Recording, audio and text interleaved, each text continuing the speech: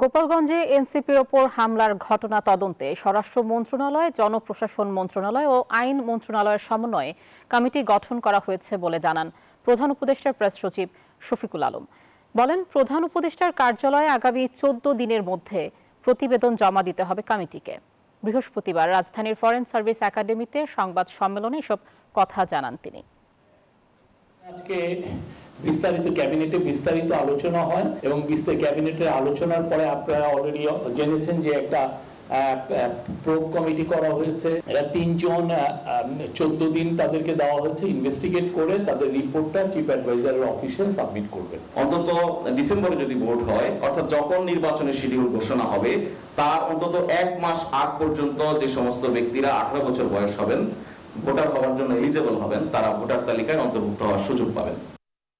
Bundle থাকলে প্রতি সেনমানিতে টাকা বাঁচবে।